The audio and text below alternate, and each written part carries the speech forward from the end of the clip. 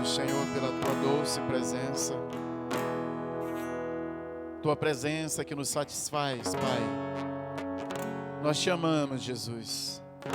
Nós queremos declarar nessa noite que nós te amamos. Nós te amamos não apenas de palavras, mas nós te amamos de verdade. No nosso dia a dia, Senhor, nós te amamos. Senhor, e nós queremos nessa noite também declarar o nosso amor pela Tua palavra. Fala conosco, fala ao nosso coração, nos leva a refletir sobre a Tua palavra, Senhor, e viver esta palavra. Em nome de Jesus, amém. Precisa sentar, queridos. A graça e a paz, amém? Amém. Vamos meditar na palavra do Senhor. Nós estamos no capítulo 2 de Tiago. Temos meditado na carta de Tiago. Estamos agora no capítulo 2, dos versículos 14 ao 26. Tiago, capítulo 2, dos versículos 14 ao 26. Deixe aberta. Essa carta, ela é uma carta muito atual. Parece que ela foi escrita exatamente para hoje, para os nossos dias, para aquilo que nós temos visto, temos vivido, e ela atravessou com certeza já vários séculos, mas continua muito atual, porque o problema do homem é o mesmo. E o desejo de Deus é o mesmo, de resgatar o homem, de santificar a sua noiva, santificar a sua igreja. E o assunto que a carta traz hoje nos leva a dar uma resposta positiva ao Senhor diante da explanação dessa palavra, que é a questão da fé. Amém? A fé, ela é uma doutrina central do cristianismo. Em todo o cristianismo, em toda a Bíblia, em todo o Novo Testamento principalmente, é falado a respeito da fé. O pecador, ele é salvo pela fé, Efésios 2, 8 e 9. O justo viverá pela fé, Romanos 1, 17. Sem fé, é impossível agradar a Deus. Amém?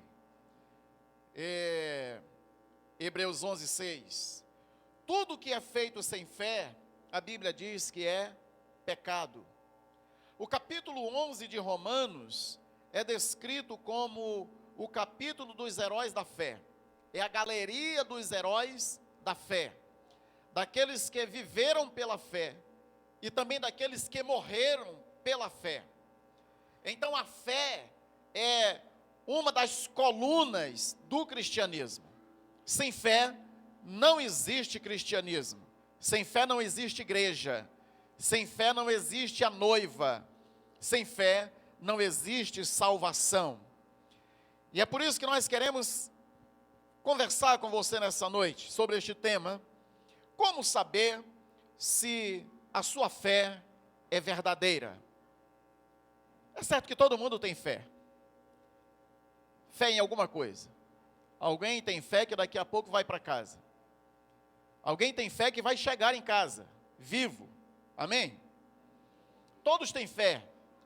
Fé em alguma coisa. Mas será que a sua fé é uma fé verdadeira? Você já se questionou isso? Você já se perguntou, meu Deus, será que a minha fé é uma fé verdadeira? É uma fé genuína? É uma fé que agrada a Deus? Será que a minha fé é realmente a fé que a Bíblia fala a respeito de uma fé verdadeira, de uma fé genuína?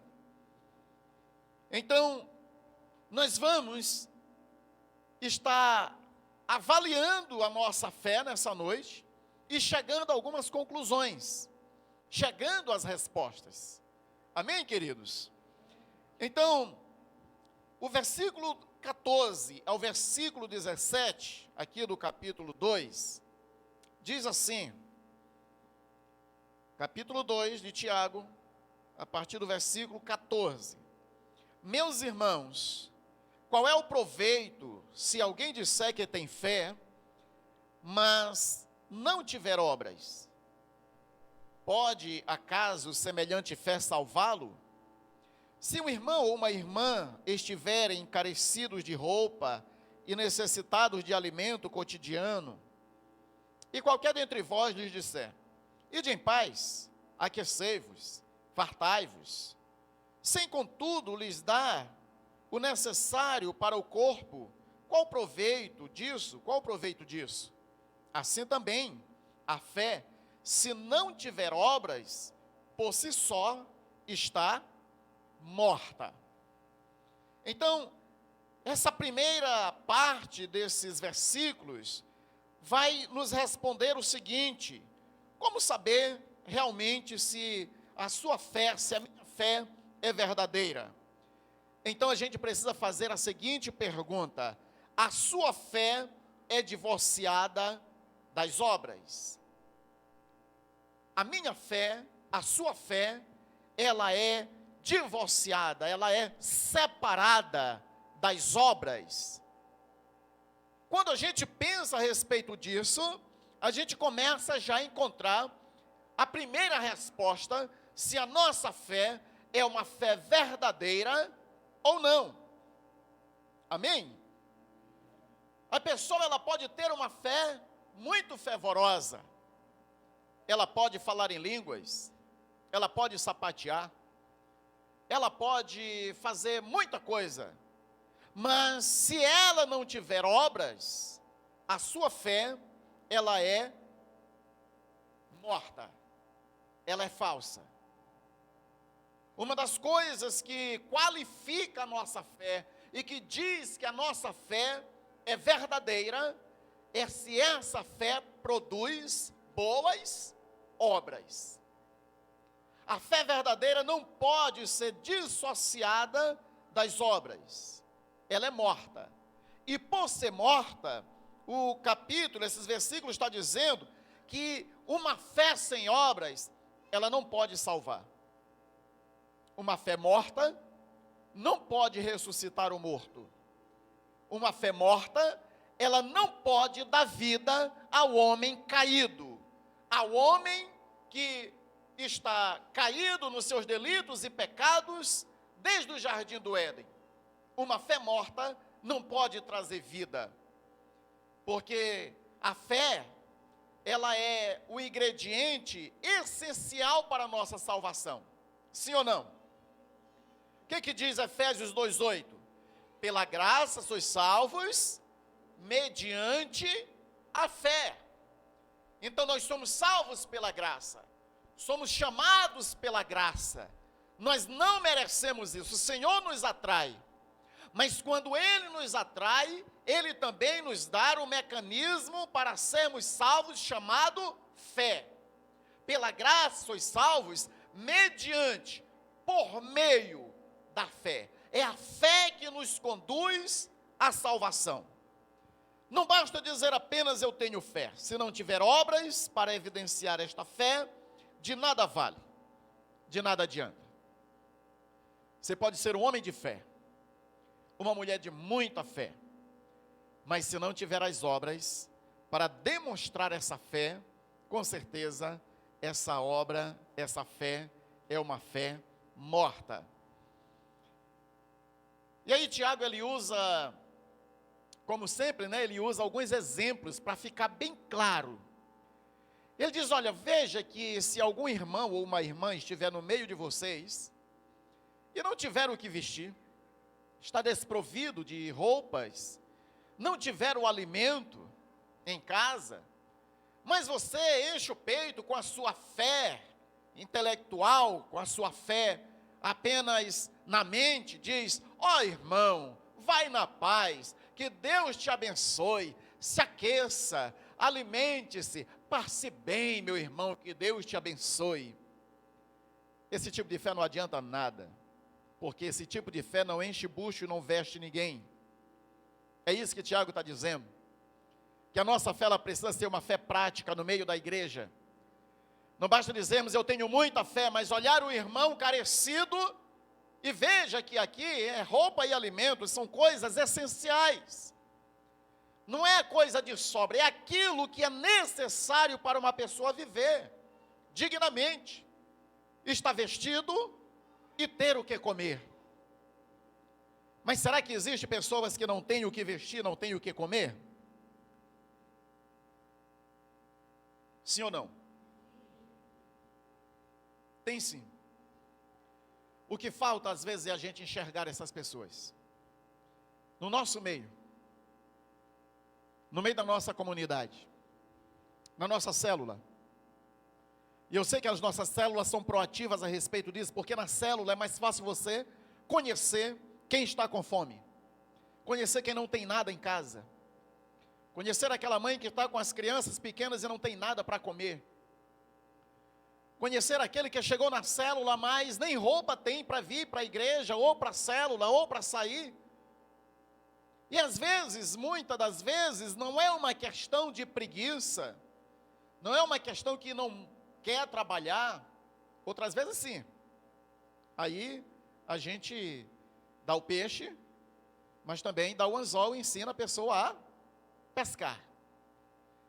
Porque esse é o outro extremo da situação, porque se a gente apenas dá, e não ensina a pessoa a adquirir, não ensina a pessoa a pescar, você sempre vai pescar e dar peixe para aquela pessoa. Mas o dia que você ensiná-la a pescar, ela vai se tornar independente. O que é que quer dizer isso? Não, vamos suprir as necessidades. Mas querido, vamos atrás de um emprego, deixa eu te ajudar a espalhar uns currículos por aí. Você está jovem, bem de saúde, beleza? Dá para trabalhar? Vamos lá, vou te ajudar. Vamos fazer um curso? Vamos se aperfeiçoar? Entende? Para que a gente não viva assim apenas de um lado da história. Existe um lado da história que nós precisamos olhar para o irmão, ele está carecido naquele momento, não tem roupa, não tem comida, e é o nosso dever cristão, aquele que tem fé, ele precisa olhar para essas pessoas e cuidar. Ser generosa com ela. Aquilo que o nosso texto do devocional diz hoje. Lança o teu pão sobre as águas, porque depois de muitos anos, tu encontrarás. Leram isso? Amém. Estão lendo o devocional? Eu sei que estão. Estamos em Eclesiastes, né? Hoje o último capítulo de Eclesiastes. Sim? Não, o penúltimo, não é? Muito bem. Lança o teu pão sobre as águas. Isso é lançar o pão sobre as águas. Não porque você está esperando algo em troca daquela pessoa, mas porque a sua fé é viva. E a sua fé faz você semear, até mesmo em uma terra que aparentemente não vai te dar retorno. Nós não abençoamos para ter retorno. Nós abençoamos porque temos fé. Amém? E isso é uma questão de fé, abençoar. Isso é uma questão de fé, dar o que comer, dar o que vestir. Essa é uma questão de fé, amém? A gente julga que fé é algo assim transcendental, algo que não pode ser palpável. Não, fé ela precisa ser prática, amém, queridos? Não somente uma fé intelectual. Não adianta ter uma boca escancarada para dizer que tem fé e um coração fechado para com as pessoas necessitadas. Precisamos ter cuidado com isso. Tiago está falando aqui de irmãos na fé. E olha o que diz Gálatas 6,10. Então, quando temos tempo, façamos o bem a todos, mas principalmente aos domésticos da fé. Nós precisamos fazer o bem para todas as pessoas, abençoar todas as pessoas, mas principalmente a família na fé, aos domésticos na fé, ao irmão que se converteu verdadeiramente. Esse aí, a gente precisa estar cuidando mais. Amém, amados?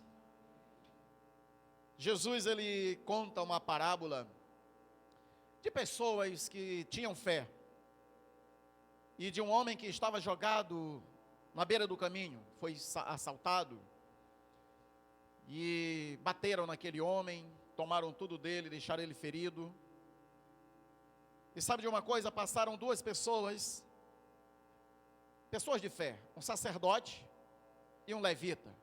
Vamos dizer hoje um pastor e o ministério de louvor. O sacerdote passou, olhou aquele homem e passou de largo, foi embora. Aquele homem continuou ferido ali. Depois veio o ministro de louvor, o levita, deparou com aquele homem ferido e deu meia volta, foi embora, deixou aquele homem ali. E depois veio um samaritano, um desconhecido, e cuidou daquele homem. Aquele bom samaritano, ele ficou na história como um homem que teve fé o suficiente para cuidar de um necessitado. Mas aqueles que tinham fé na época, aqueles que eram os detentores da religião, eles não viram esse homem, ou fingiram que não viram. Meus queridos, essa palavra é um tapa em nossa cara. E eu me coloco também. Quantas vezes a gente faz isso? No nosso dia a dia. A gente olha a pessoa e nem sequer o nosso coração dói. Nem sequer a gente tem compaixão. A gente está vivendo um tempo, queridos, que o amor de muitos se esfriaram. Sim ou não? A gente já olha as pessoas jogadas por aí e isso não nos toca mais. Nós estamos insensíveis para o problema do outro. Nós estamos querendo. Hoje nós temos uma igreja, quando eu digo nós, a igreja em geral, é uma igreja que sempre quer, é uma igreja que sempre vai buscar, é uma igreja que sempre está pedindo, mas não é uma igreja que está arregaçando as mangas para cuidar dos desfavorecidos, para cuidar daqueles que realmente necessitam. E a gente precisa repensar o que é igreja nesse sentido. Porque a igreja é para servir. Adquiriu-se uma mentalidade de uns séculos para cá, de que ir para a igreja é ir buscar bênção. É ir buscar bênção. É ser abençoado. É me dá. E Deus tem que me dar, porque se Ele não me der, Ele não é um Deus justo. Ele não é bom, Ele não me ama. E aí nós olhamos para as outras pessoas como quem diz, você que peça também. Eu estou fazendo a minha parte, pedindo para mim também. Nós somos chamados a abençoar. Nós somos chamados a servir. A igreja está na face da terra para ser sal e ser luz.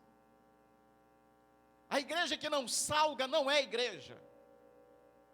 O crente que não faz diferença não tem uma fé genuína e verdadeira. O Senhor diz, olha, se o sal perder o seu sabor, ele para nada mais presta a não ser pisado pelos homens e ser jogado fora. E o que tem, queridos, de crente sendo pisado pelo mundo? Pisado. Por quê? Porque perdeu o gosto, perdeu o sabor, não salga mais, não faz diferença mais nenhuma. Entre ele e o mundo é a mesma coisa, entre o sal e o lixo é a mesma coisa. Precisamos pensar nessa palavra a respeito de nós mesmos. Que tipo de fé eu tenho? É uma fé intelectual? É uma fé apenas de boca, de palavras? Ou é uma fé de fato, de atitude, de ação? Uma fé que no dia a dia abençoa, cuida, olha para o outro? Porque enquanto nós pensamos que nós somos tão necessitados, nós sempre vamos pensar, eu não tenho como abençoar. Mas quando a gente percebe que existem pessoas mais necessitadas do que a gente abre o coração. O texto que nós lemos e pregamos no domingo, ele vai falar a respeito disso, a respeito da misericórdia, lembra? Que no último dia, no dia do juízo, a misericórdia vai pesar contra ou a favor? O que é misericórdia? Misericórdia é colocar o coração na miséria do outro. Significa misericórdia, miséria. Colocar o nosso coração na miséria do outro. Colocar a nossa vida, o nosso coração, naquilo que o outro está necessitando. Olha, essa palavra de Tiago, ela não é fácil para mim nem para você. Concordo com você que essa palavra, ela não é muito legal assim. Ela nos bate muito. E não se preocupe, eu já apanhei hoje o dia todo. E continuo apanhando agora. A gente precisa avaliar a nossa fé, queridos. E aí nós vamos um pouquinho mais além, o versículo 18 e o 19. Diz assim: mas alguém dirá, tu tens fé, e eu tenho obras. Mostra-me essa tua fé sem as obras, e eu com as obras te mostrarei a minha fé. Crês tu que Deus é um só? Fazes bem. Até os demônios creem e tremem. Em outras palavras, estremecem. Como saber se a minha fé, se a sua fé é verdadeira? A sua fé supera a fé dos demônios.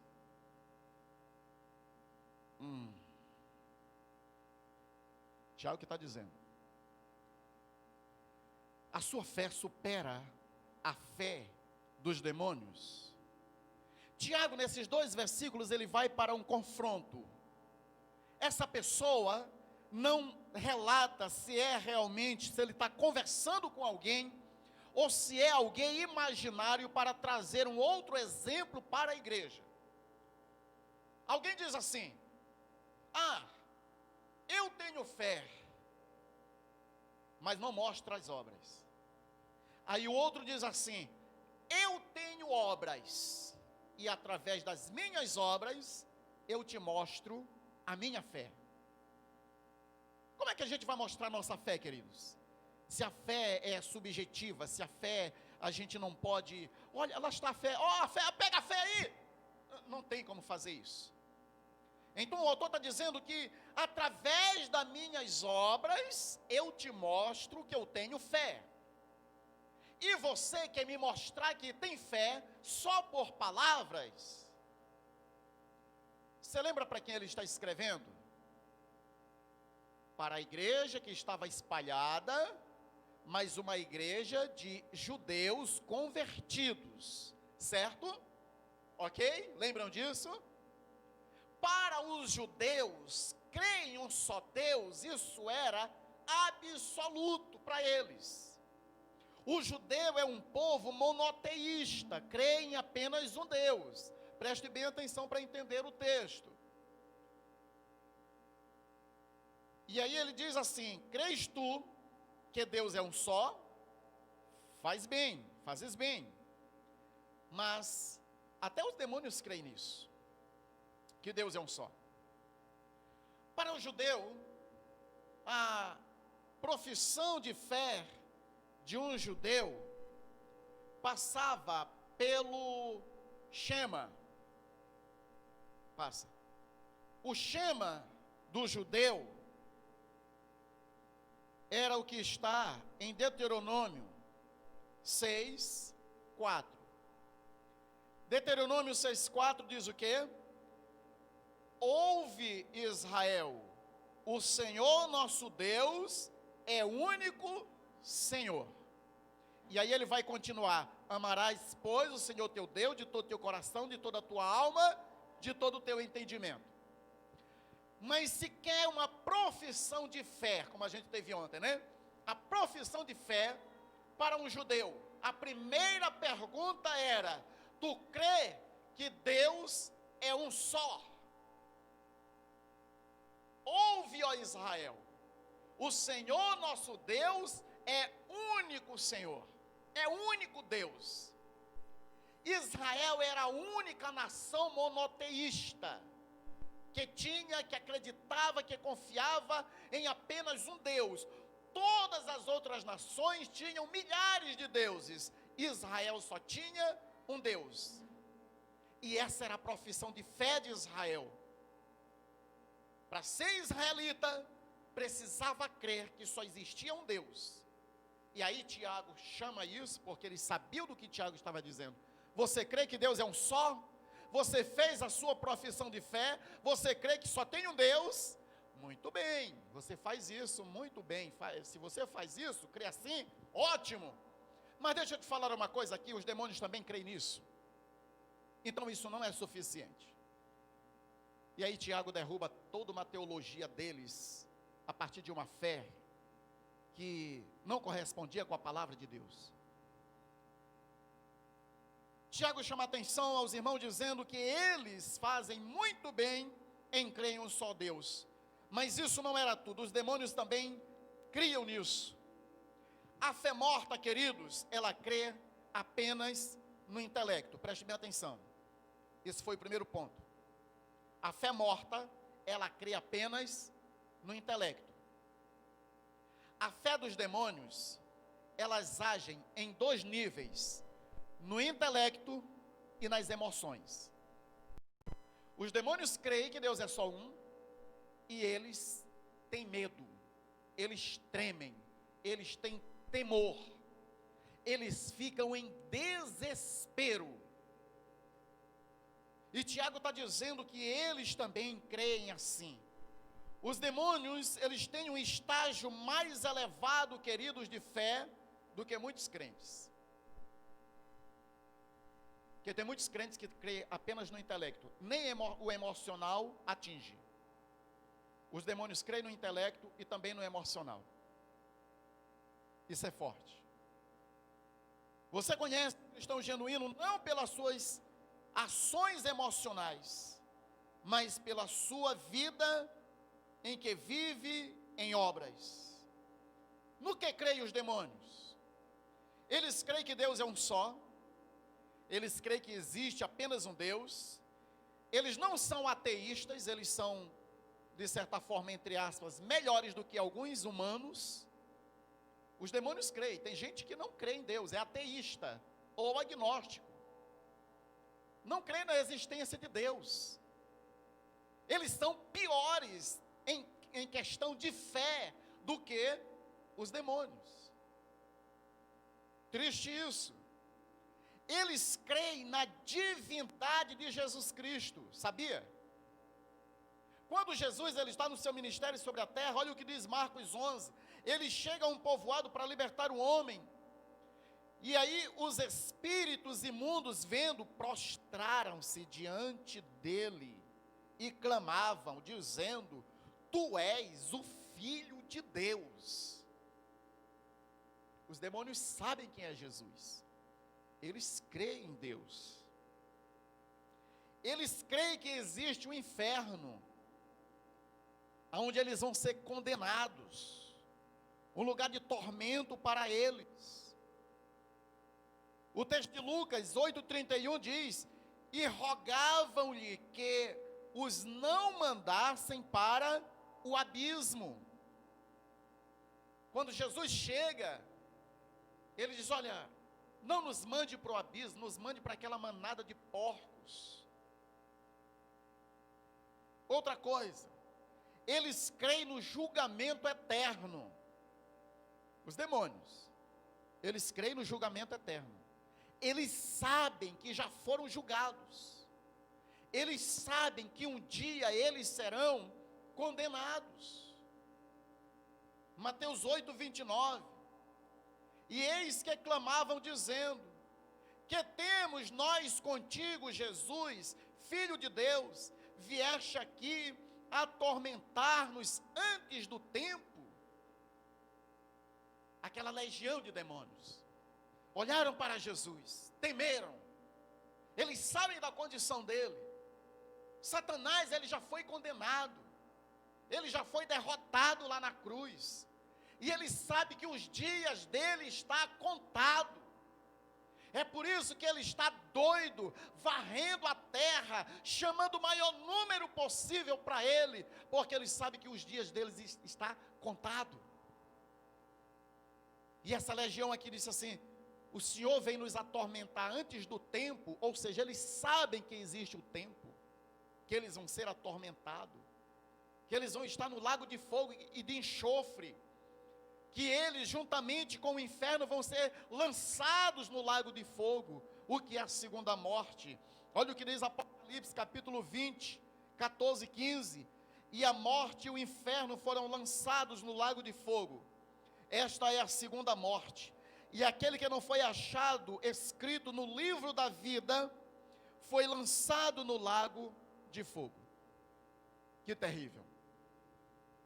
O inferno não foi criado para os seres humanos. O inferno foi criado para o diabo, para Satanás e os seus demônios. Mas também serão lançados lá todos aqueles que os seus nomes, naquele dia, não foi encontrado escrito no livro da vida. Meus queridos, mesmo os demônios acreditando em tudo isso, eles estão completamente perdidos, eternamente perdidos. Não existe solução para eles, não existe regeneração para eles. Já foi determinado. Uma fé meramente intelectual, que é uma fé sem obras, e uma fé emocional, nos coloca apenas no patamar dos demônios. Fé intelectual e emocional somente. Se a pessoa só tiver isso, os demônios também têm. Então ela está no mesmo patamar, no mesmo nível dos demônios. Isso não é muito forte? Isso chega a nos estremecer, chega a mexer com a gente.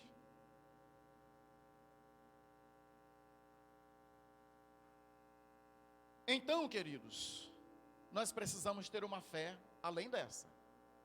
Amém? Amém. Leiamos então dos versículos 20 ao 26, porque existe esperança. Do 20 ao 26.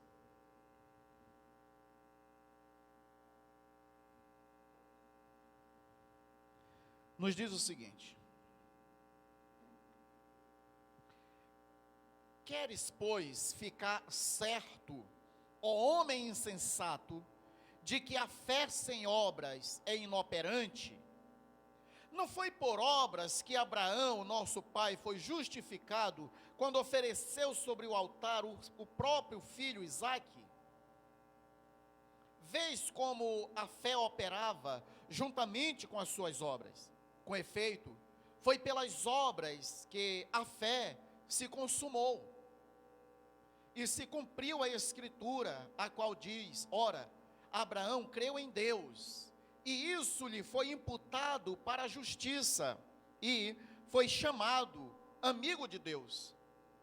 Verificais que uma pessoa é justificada por obras, e não por fé somente.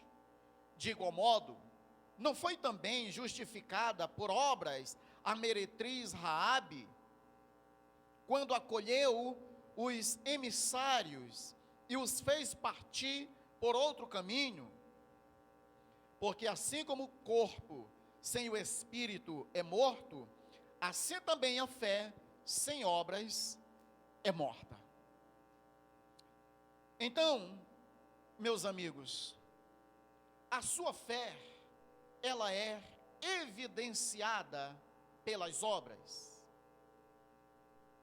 A sua fé, ela é mais do que intelecto, ela é mais do que emoção, ela é intelecto, emoção e obras.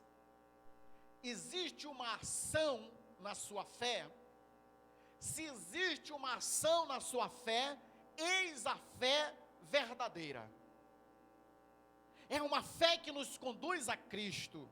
É uma fé que nos leva a caminhar em direção à cruz. É uma fé que nos leva a negar a nós mesmos. É uma fé que nos leva a sacrificar até o melhor que temos. Olha aqui.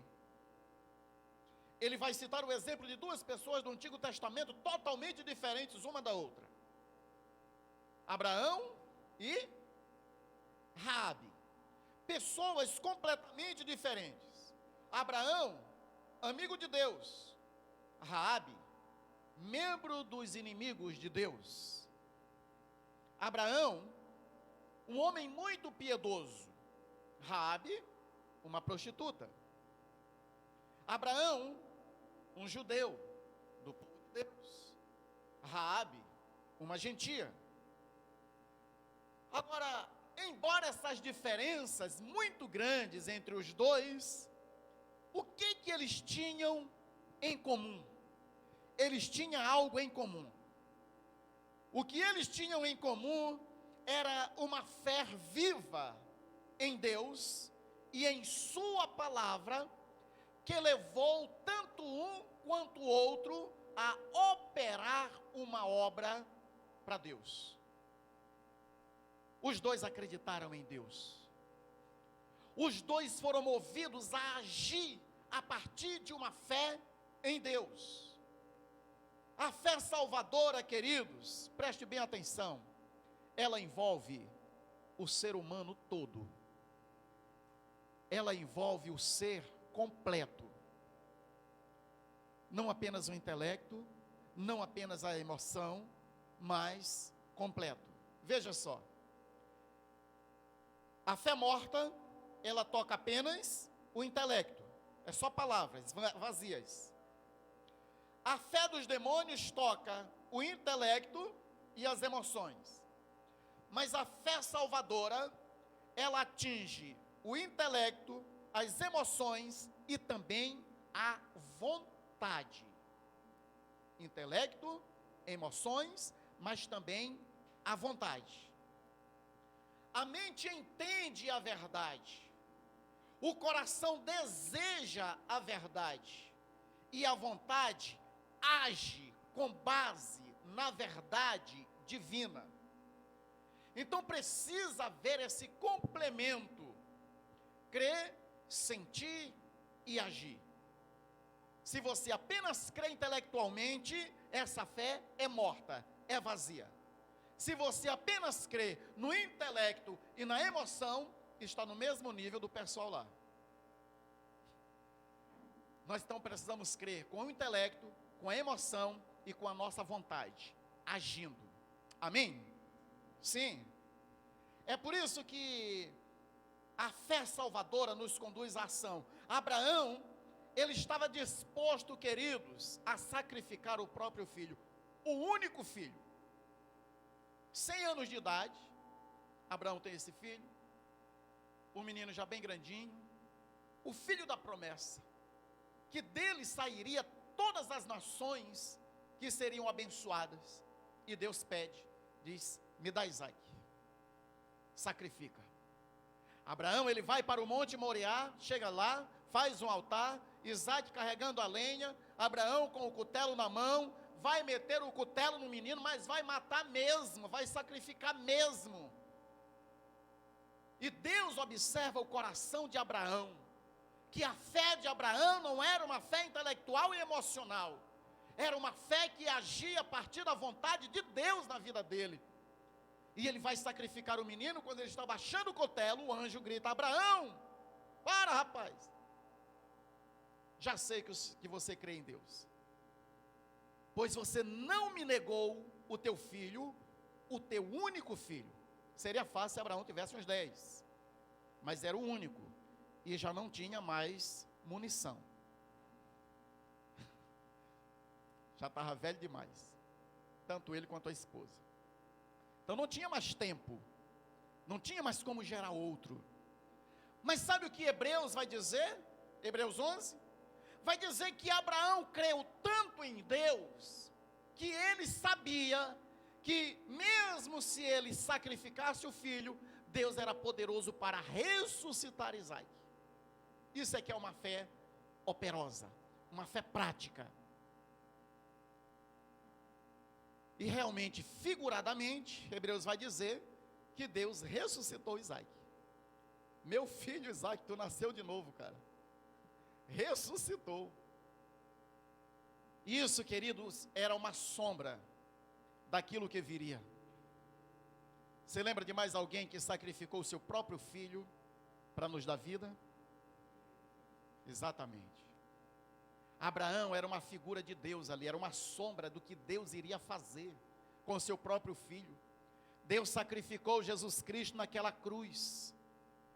Ele matou Jesus, para que através do sangue de Jesus, eu e você tenhamos agora uma fé, não uma fé intelectual e nem emocional, mas uma fé viva que vai em direção a Jesus, que é o nosso único e suficiente Salvador.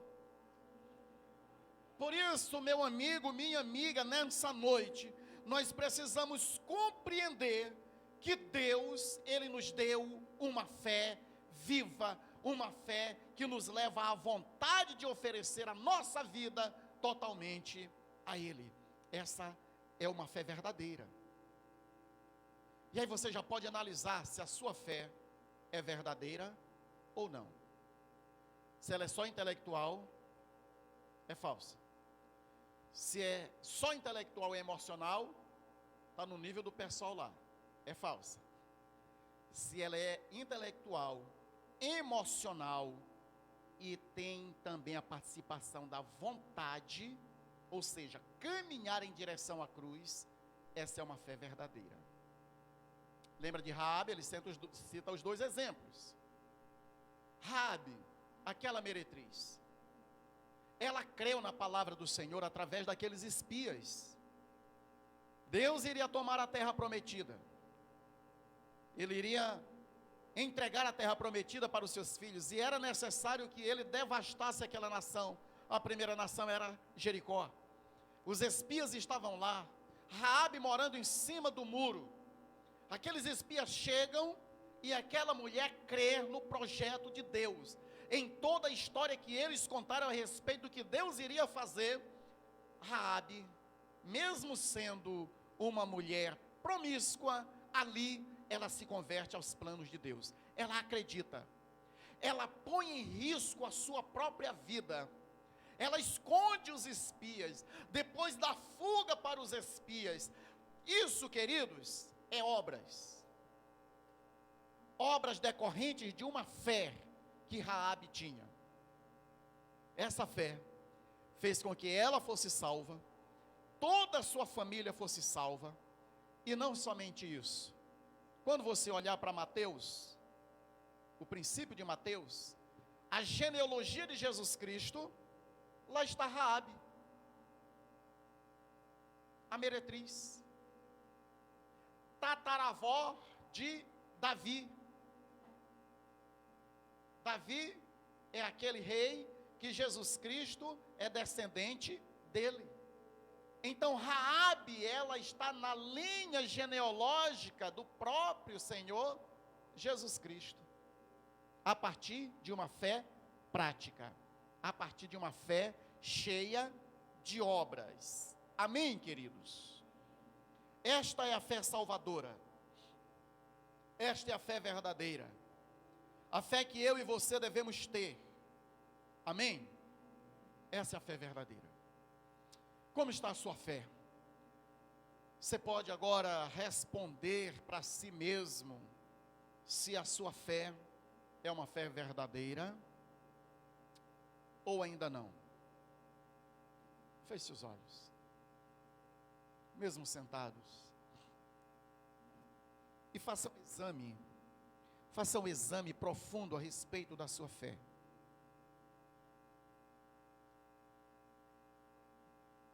Quando eu peço para fechar os olhos, não é para pensar que já vai embora ou para dormir, mas é para fazer uma autoanálise.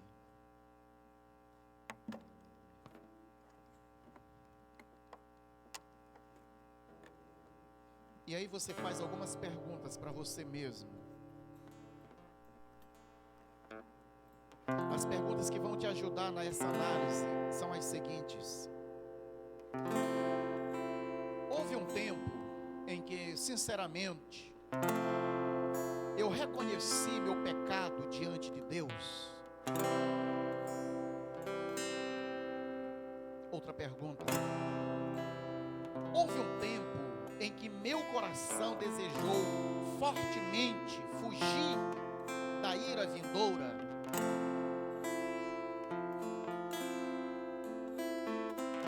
houve um tempo em que compreendi que Jesus Cristo morreu pelos meus pecados e já confessei que não posso salvar a mim mesmo. Houve um tempo em que sinceramente eu me arrependi dos meus pecados. Houve um tempo em que realmente eu depositei a minha confiança somente no Senhor Jesus Cristo. Houve um tempo em que, de fato, houve mudança em minha vida.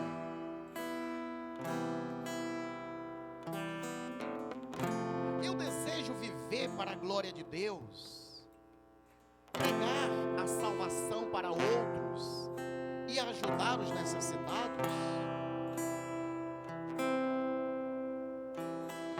Eu tenho prazer na intimidade com Deus.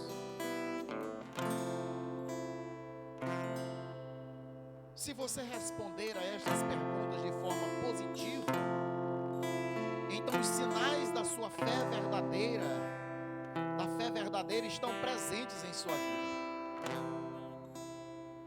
Se suas respostas forem negativas, você precisa se arrepender diante de Deus e buscar a salvação vinda de Deus através de Jesus Cristo. E faça isso hoje. Porque a palavra ela veio para mexer com a gente e para que a gente compreenda se temos a fé verdadeira ou não. E se você sente que não tem a fé verdadeira, hoje é o dia de você se reconciliar com o Senhor, entregar-se completamente, de todo o seu coração, de toda a sua alma, de todo o seu entendimento, abandonar a sua vida de pecado, abandonar a sua vida longe de Deus e começar uma nova vida ao lado de Cristo Jesus.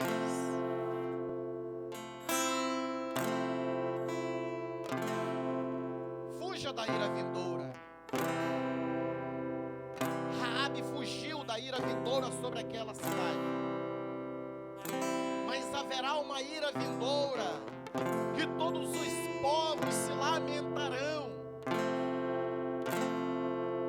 e onde todo joelho se dobrará e toda língua confessará que Jesus Cristo é o Senhor, para a glória de Deus Pai. Naquele dia ele será um juiz. Hoje ele é o advogado que chama, que salva, que liberta. Mas um dia esse cordeiro, ele estará irado e ele julgará com o cetro da sua justiça. Ninguém poderá escapar dos seus olhos, que tem chamas de fogo. Os demônios serão julgados e lançados no lago de fogo. Mas também todos aqueles que não tiverem o seu nome escrito no livro da vida. Temos o nosso nome escrito no livro da vida quando nascemos de novo, quando nascemos para Deus, quando nos arrependemos e entregamos a nossa vida completamente a Ele.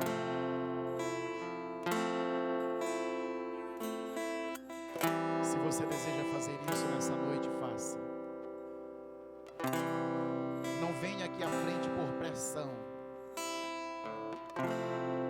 mas se a tua fé ela está no intelecto, na emoção, mas também na sua vontade, você pode sair do seu lugar e entregando a sua vida completamente para Jesus. Esqueça esse mundo. Esqueça o que ele tem para te oferecer. Sem engano, é engodo, vai passar. E um dia todos nós estaremos diante do juiz.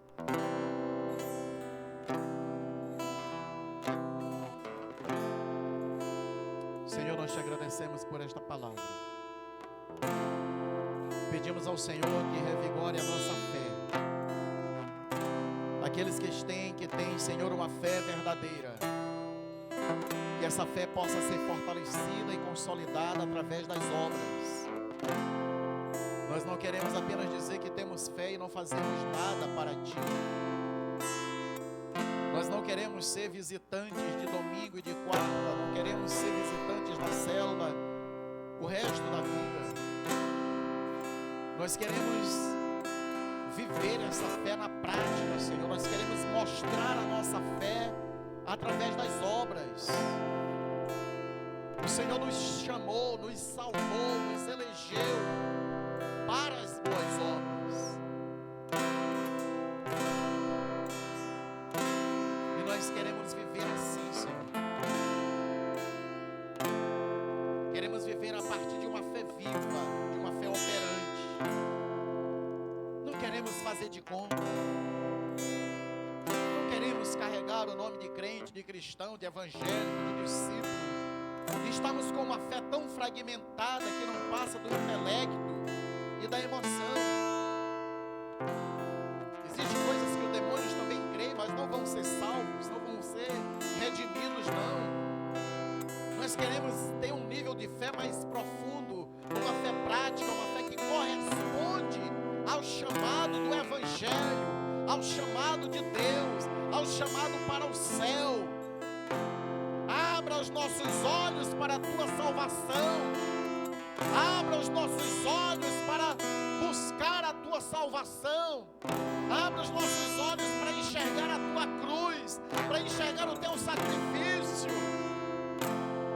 Abre os olhos do entendimento, Senhor, tirando todas as cadeias, todos os grilhões, quebrando as algemas espirituais que prende o homem, Senhor, no mundo.